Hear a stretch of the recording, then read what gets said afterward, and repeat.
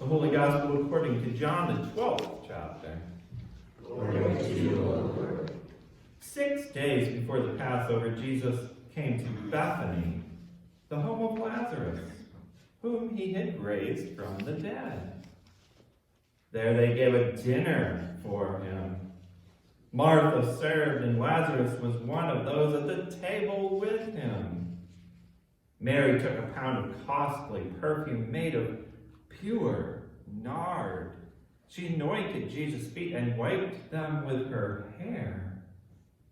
The house was filled with the fragrance of the perfume. But Judas Iscariot, one of his disciples, the one who was about to betray him, said, "Why was this perfume not sold for 300 denarii and the money given to the poor?" He said this not because he cared about the poor, but because he was a thief. He kept the common purse and used to steal what was put into it. Jesus said, "Leave her alone.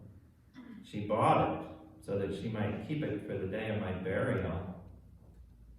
You always have the poor with you, but you do not always have me." This is the gospel of the Lord. Praise to you, O Christ. Please be seated. We're gathered here today on this, the last Sabbath oasis of Lent. Jesus has spent much energy during that Lenten journey preparing us for the death that will occur in Jerusalem. Each time that he addresses death, he is also reminds us of life. And I would like to pause and tell you that we are going to talk a lot about death today. And we're going to talk about life as well.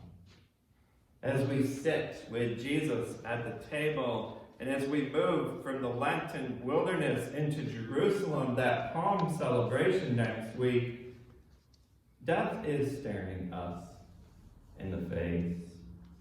There's no way that we cannot be reminded of death with Lazarus sitting at the table with us.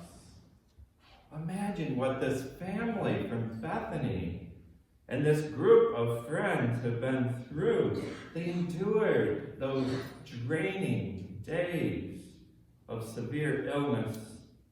They endured the moments of death. They endured separation from Jesus. If only he were here.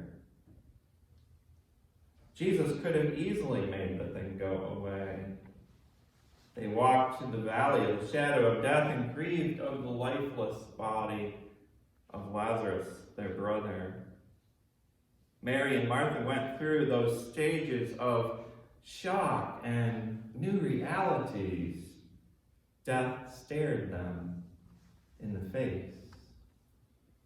They prepared Lazarus's body. They laid him in his tomb. No matter how much we want to skip ahead to this John 12 celebration of a party, we have to talk about John 11, the chapter where Lazarus died. You can't get to Easter without going through Good Friday. There are drooling fragrances in the room. This costly nard that Mary has purchased and is now pouring out is filling the air that all are breathing. It's like walking into a Yankee Candle store. It probably has overtaken the scrumptious odors of what had filled the room previously. Those pot roast odors. I just can't get past those pot roast odors from last week. I still smell that. But another odor that we may not immediately think of because of our desire to skip over the John 11 scene.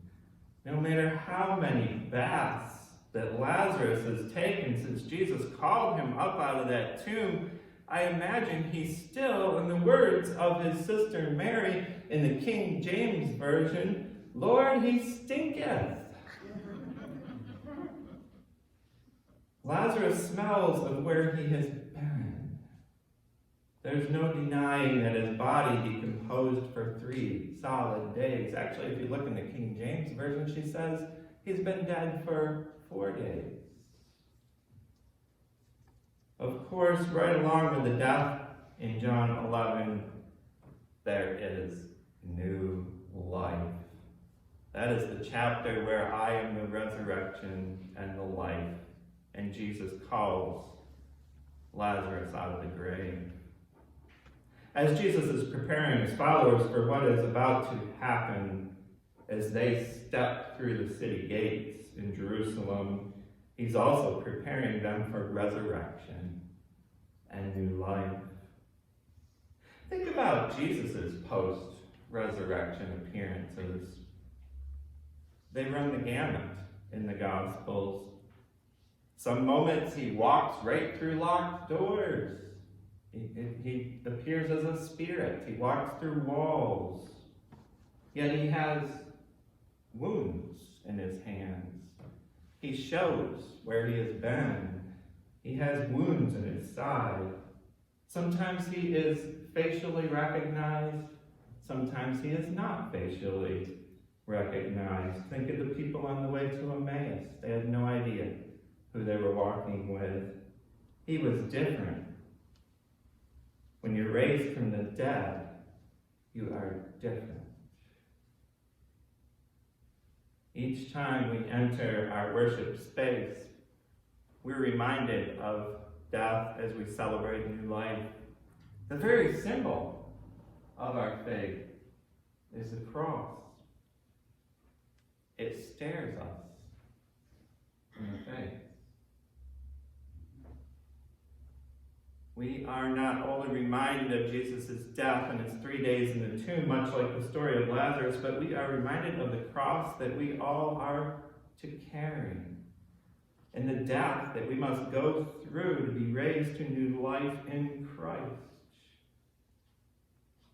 Those who use the symbol and the power of the cross in order to harm others and borrow that power and that symbol without dying to themselves first, they skip the step of the death, and they forget there's glory in the cross after the death. They're borrowing Jesus' death for their own glory. As we begin our Sabbath oasis time, we are reminded of the dust that we carry with us from the wilderness. Remember those Ash Wednesday thoughts. By the way, please vacuum after you leave today. That's a joke.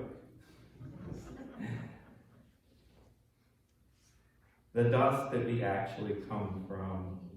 We are both washed by the waters of our baptism in the font, and we are buried with Christ in our baptism and raised to new life by the power of Jesus' resurrection.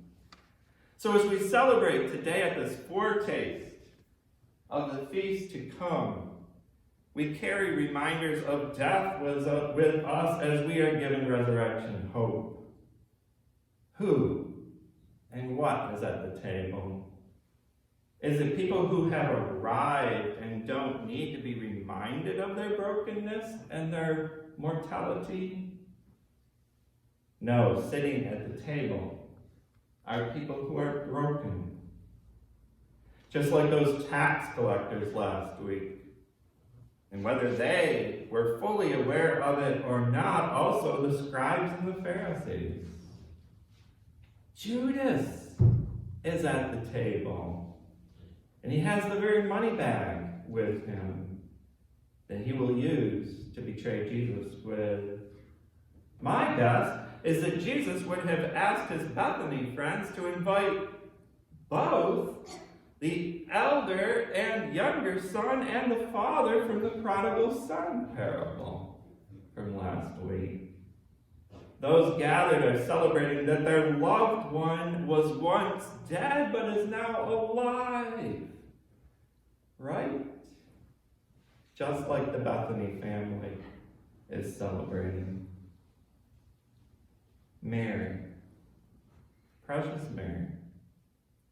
She's at the table, and her actions teach us the importance of these death and life realities. This pouring out of this precious, costly perfume highlights what is about to happen. There will be death, and there will be victory. The very best will be poured out for the very least of these in the world.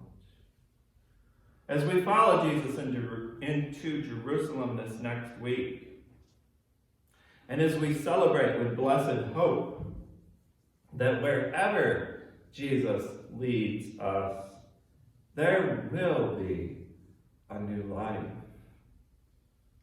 We walk into Jerusalem not as a perfect people, but as a people who have been promised new life through the unbounded grace of God. We carry with us the realities of our brokenness.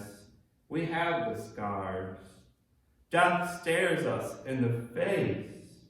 We sin and we will die, but we press forward, as both the prophet Isaiah and the apostle Paul write in our scriptures today. New life awaits us ahead.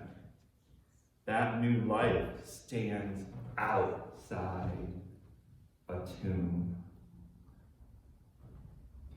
The Lord be with you. And also with you.